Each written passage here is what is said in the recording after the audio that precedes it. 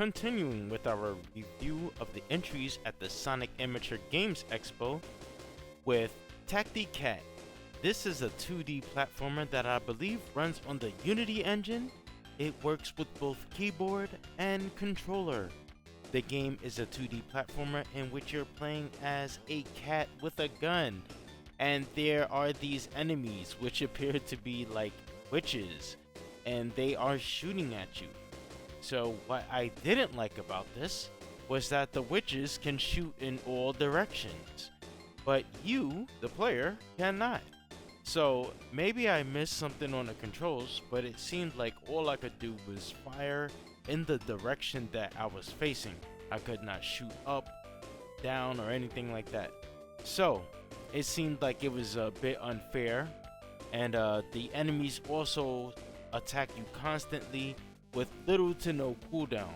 So I didn't enjoy this game at all, really. It just did not play well. Next is Techpack, which is I think it's like a game that's supposed to have multiple games in it. However, I was only able to select one of these games, and it was a retro 8-bit style game that plays similar to Burger Time or Donkey Kong, something in that genre, because it has you picking up items and climbing ladders and avoiding enemies that appear to be like, I don't know, like kids or adoring fans or something like that. So I didn't like how much faster the enemies was compared to you, the player. If an enemy was close to you, there was pretty much no escaping, even with being able to enter and exit on the sides of the screen like the Pac-Man games. So, because of its difficulty, I really just didn't enjoy this game. It also had really unresponsive controls, so like sometimes it felt like I was trying to jump, but it didn't jump, and like I said, the overall difficulty was just way too high. Next is Tenko Live on Sage, and this is a demo early in development. I have actually never played this game before, so it might be its first time showing up here at the expo. So it's very simple at the moment.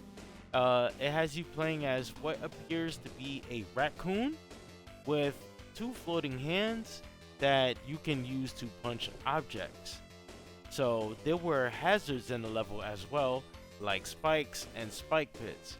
And there was a point where I was actually having trouble jumping over the spike pit. And then I learned that you actually can run in this game by double tapping in the direction that you're facing. So once I was able to do that, I was able to like dash and jump over the pit. And you know, pretty much once I learned how to start running, the game became more enjoyable. So you can run, you can jump, you can punch objects. There's also like a move that you can do by holding down and pressing the attack button. It's like you roll up into a ball, but I'm not exactly sure what it does at the moment. And you can also wall kick in this game, because wall kicking just seems to be the wave. Like every game is doing this. So from what I've played, I didn't see any enemies in the levels, but it was very enjoyable for an early demo. You know, I really have no complaints. Next is Teree's Treasure Trouble, and I think this is new to Sage, as I've never played this game before. Its art style, especially the main character, reminds me of that of the Animaniacs. So it's a fast 2D platformer with lots of enemies and bottomless pits. You can use this cartwheel move to attack your enemies.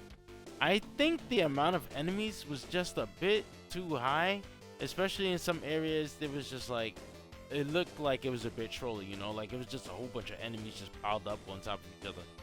So there's also this star item that's placed out throughout the level. Like there's a few of them, and you can collect it, and I believe it works like a standard shield from the Sonic series, and it allows you to take one hit before, you know, you actually faint, because I think in all actuality you can only take one hit in this game and then you die.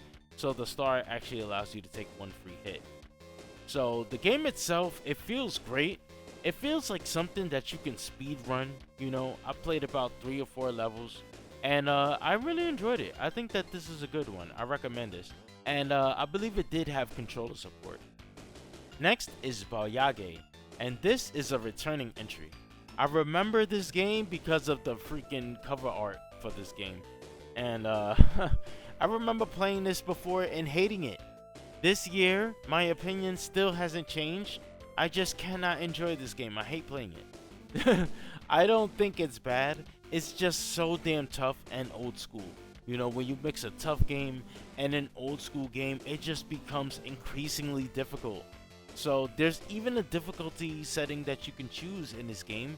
I, at one point, chose the easiest setting, and it was still a pain to play. So the enemies are highly skilled, especially the archers. They can shoot at you with a crossbow, and then they run away very quickly, and you cannot catch them until they eventually back themselves up next to a bottomless pit or into a corner. And then even if you get too close to them, then they'll kind of like do this kick move that has like some serious knockback to it. So there's these other guys as well with like shields and lances, but man, they block most of your attacks. You have to like hit them high or hit them low to mix it up, and you know, it's just very difficult to play this game. So I really don't think that it's a bad game. I just suck at it. So it looks like a really good game, to be honest. So I would suggest go checking it out, but just don't be surprised if you find yourself getting frustrated with it. Next is Toree Saturn, and it is a 3D platform game. This is a standalone game, and it does not require you to have a Sega Saturn or a Sega Saturn emulator. So I believe it's called Toree Saturn simply because the art style has this 32-bit Sega Saturn look to it. So the gameplay is fine. You run, you jump, you can use a homing attack, and I just really love the stage's theme. And you know, it's like a really nice setting. It's a clean green skyscraper city with these trains moving back and forth, and the music is just so chill, you know. Oh my goodness, man, I really enjoy, you know, the look of this game. So whenever I see these types of stages and themes, it makes me want to get back into stage making myself. You know, Toree Saturn is a fun game, just like all the other Toree games that have been made, and you can wishlist this game on Steam. I know that I am, so go ahead and try this out because this is a really good game.